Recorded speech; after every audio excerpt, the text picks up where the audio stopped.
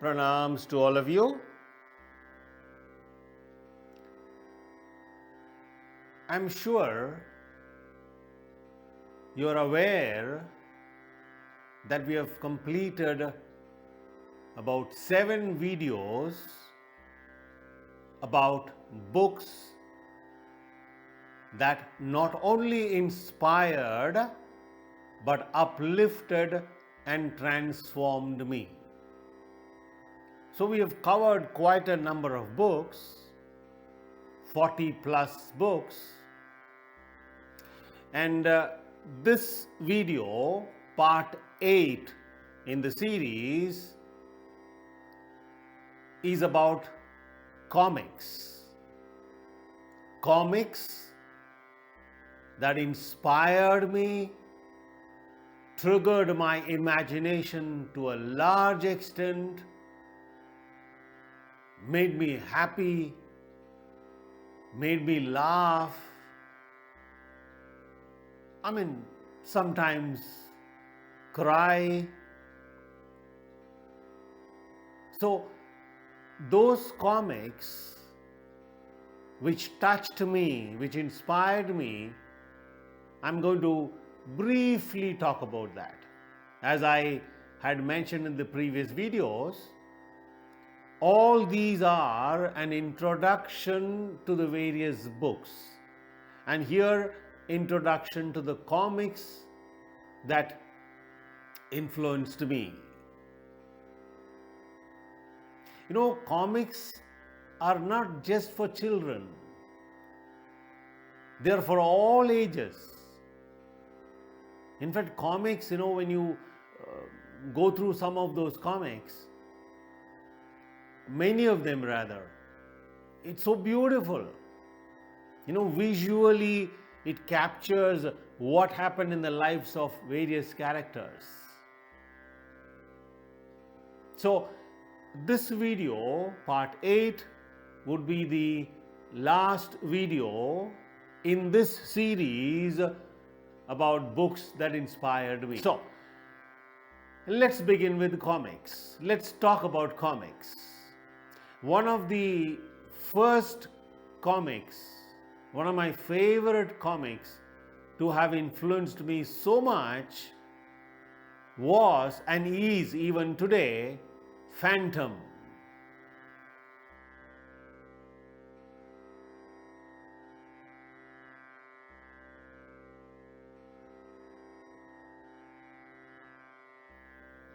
This comic, Phantom, began in the year 1936 by this person called Lee Falk. Amazing guy. This person began the series and it came in so many magazines and newspapers and comics, and millions sold since then. This Phantom story, very interesting. This story, is centered somewhere in Africa, where Phantom originates from this fictional country called Bangala. He lives in a skull cave, and the story of Phantom, if you go back, it begins in the year 1536. Possibly, this character Phantom is based on a real person who lived in the year 1536, Christopher Walker. The pirates of the sea killed his father, Christopher Walker's father, and Christopher Walker became so upset, took a vow that he will not only destroy these people who killed his father, but henceforth he will fight all evil, all bad people, and restore peace and happiness to the normal people, to the ordinary people. That's how this begins. And then the first phantom dies, the son takes over, and then it goes on, generation after generation after generation. That's why phantom is usually called the ghost who walks alone, the ghost who never dies. And the costume, if you look at phantom's costume, very mystical. What attracted me towards phantom was this character, who fights all evil, fights all the bad men and women, helps the poor, helps the society, helps the good people.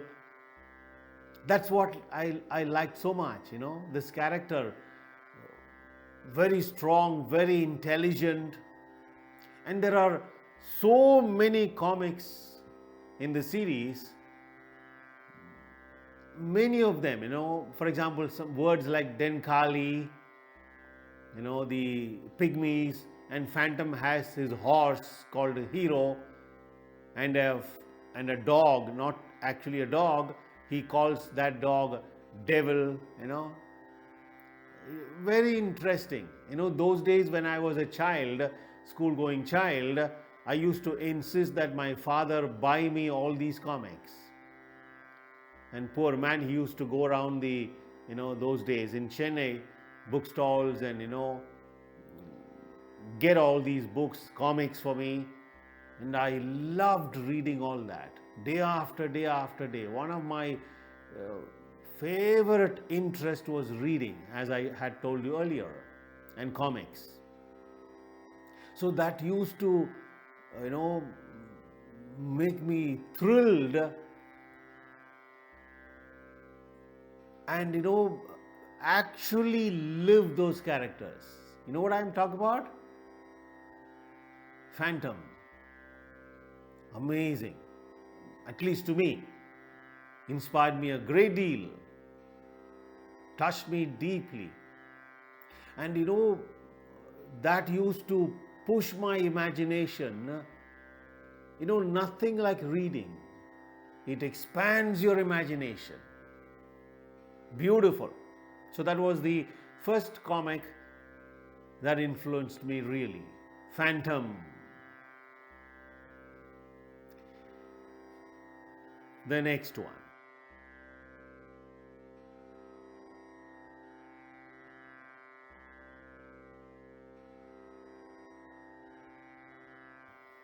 This is another of my favorite character. Mandrake the magician. Wow, what a character he was. Again, Mandrake the magician was created by Lee Falk. Began in the year 1934 and went on till 2013. And I don't know whether it is still coming, I have no idea, but Mandrake the magician. And he had, he has a assistant, personal friend, who would always be with him. Lothar. And again, like Phantom, Mandrake fights evil, fights the bad people. An extraordinary magician. He hypnotizes people, very, very interesting. What touched me in Mandrake the Magician comics was the fact that Mandrake was in contact, ongoing contact with certain extraterrestrial intelligences from another part of the galaxy, from another galaxy. Very interesting. That is what, touched me. This author, Lee Falk, is trying to tell through comics the possibility of all that. Contact with, intelligences from outside this planet, off-worlders. Beautiful. Lovely. Mandrake the magician. Oh yeah, influenced me a great deal. So, the next one.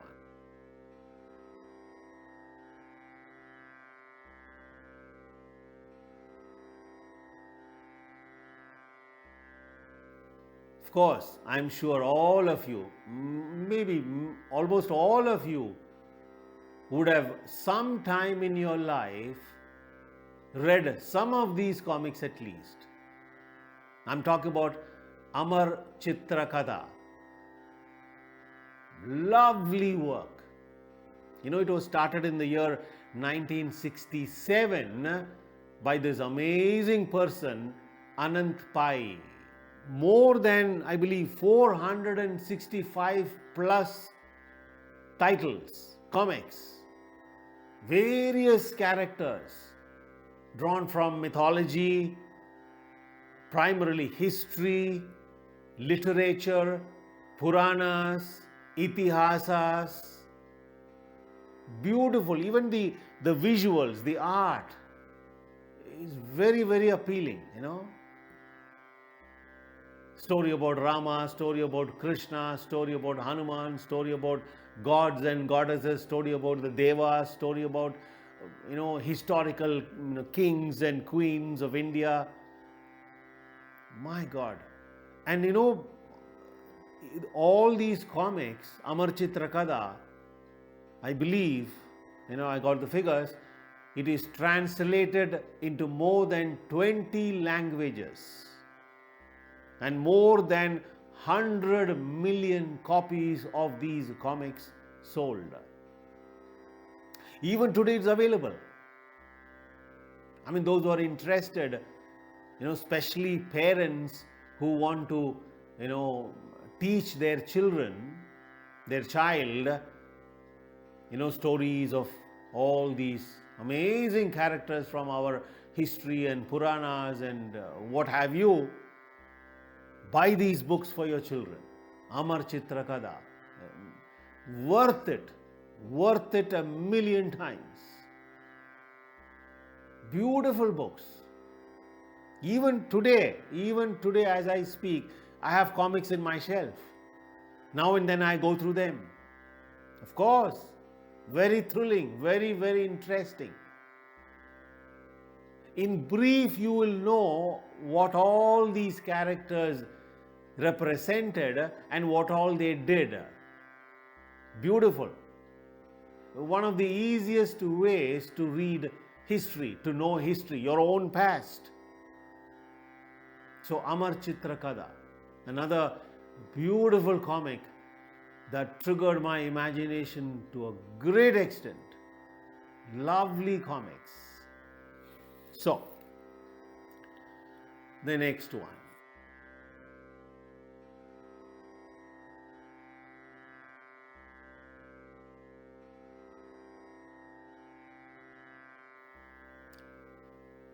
Tintin.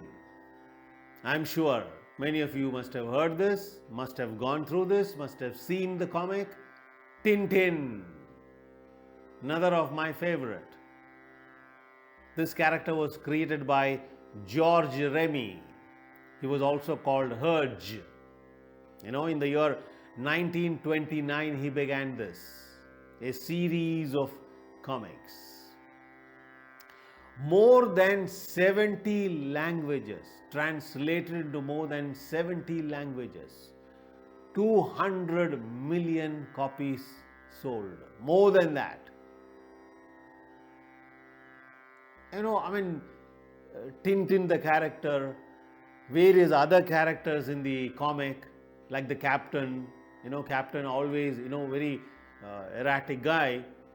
He always scolds people, blue blistering barnacles, you know.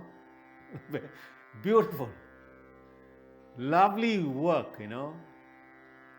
You know, if you want to expand the imagination of your children, buy them these comics. Let them go through that. Let them see the pictures, the visuals. Read it. Nothing like reading. Of course, one of the reasons why I took up this topic, books that inspired me, is to, to remind young people, especially young people, don't miss out on reading books. I know, many people nowadays, many of them all over the world, they've almost forgotten there are books, because every time you go on, your mobile is in hand, which is the worst distraction possible, including adults. I'm talking about us also. So books, if you make a child become interested in books early on, you will never ever regret. I bet. Right? So expose your children to all these comics. So Tintin is another comic that touched me, inspired me. The next one.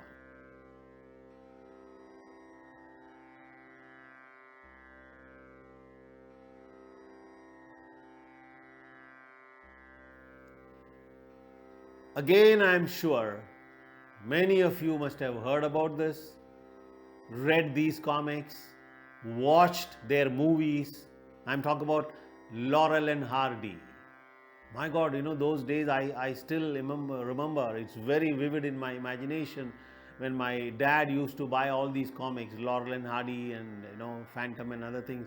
Laurel and Hardy comics, I used to lie on my bed in the night and read these comics, and found it very difficult to control my laughter, laughing aloud, literally rolling on the bed and laughing. But this concern that will awaken other people, I would control my laughter, but the more you control your laughter, the more it breaks out. So I still remember those days, very memorable days, where I used to laugh and laugh and laugh going through Laurel and Hardy comics. And of course, later on it came as movies those days, and this is based on two real characters. Many of you know this, right? Stan Laurel, who was born in 1890, left his body in 1965. Thin guy, Stan Laurel. Very funny face. Even in real life, close to, they were, looking that way. Amazing. What a team, Stan Laurel and Oliver Hardy. He was born in 1892 and left his body 1957. They were such a team. Hardy was the fatso, Laurel was the thin guy. And the antics they do, oh my God, you have to see the movie, read the comics. Movies, you will not be able to control your laughter. I'm sure you know what I'm talking about. And in real life, these two people, Stan Laurel and Oliver Hardy, they were actually, suffering a lot. They were going through a lot of sorrow, financially, emotionally, and so on. But in spite of all their pain, they were able to make others laugh. Like Charlie Chaplin. These two people really touched deeply into my heart, went deep into my heart. And funny, really funny. But you will never see even an iota of sorrow or pain in their face in the movies, if you watch the movies. Amazing characters, real life people. So Laurel and Hardy influenced me a great deal. So the next one.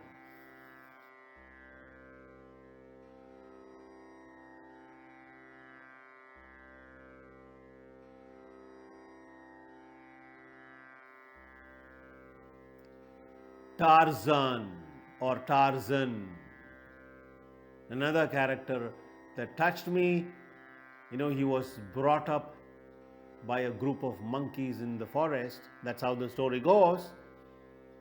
And he lives in the jungle, a jungle boy, a jungle human being. And people discover him, they take him to society, but he refuses to live there and comes back and joins his animal friends in the jungle. And he's also a man like, Mandrake and Phantom, who fights evil. Very well-built body, and goes around in the forest and, lives with the animals and so on. Lovely, lovely work.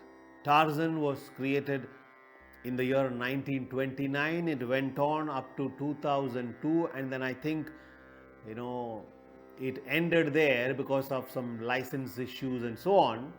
And the creator of Tarzan was Edgar Rice Burroughs. Edgar Rice Burroughs. So, another character that fights evil, fights bad people, beautiful, Tarzan. Another character that really touched me. The next one.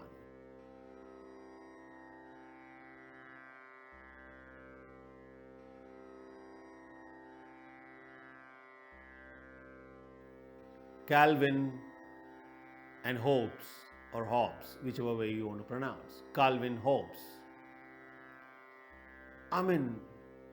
This Calvin, this character, a little boy, mischievous, cynical, very loving, very philosophical, If you read his comics, go through this comic, my God, every dialogue is rooted in philosophy, kind of. It's beautiful to read. Maybe next time, when I take up the book review, I will take up Calvin and Hobbes also, and some of these comics, and go through the dialogues and what Calvin says, and his activities and so on. It's so interesting.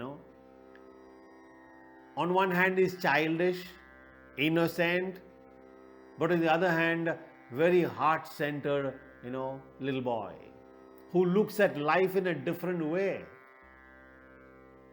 So this is another, comic that really touched me. The philosophical aspect of it. You won't find little boys like that. So this was created by Bill Watterson. It started in 1985 and I believe went on till 1995. I don't know. I really don't know. I would like to know whether it's still coming. Maybe in some magazines or newspapers it still comes. I don't know. Let me know. So that's another character that really touched me. So, of course, there are so many other characters out there in the comics area, but I have taken just selected a few of them which inspired me. I deliberately didn't go into other things because one, I have not gone through much of the other comics except these things that I mentioned, and therefore I thought I will stick to these 6 or 7 comics characters. Okay, so with this we come to the end of this series on the books that inspired me. We ended with comics. But before I close this video, I want to make one more small point. Though we have taken so many books in the previous videos, starting from part 1 and today is part 8, we have covered quite a number of books, doesn't mean that the stock is over.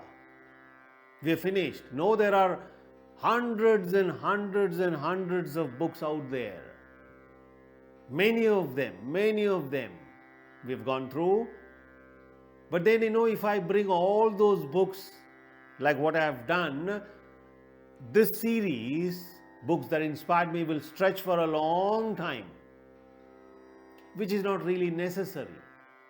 So the most important books that really touched me, inspired me, I've just spoken about that a little briefly.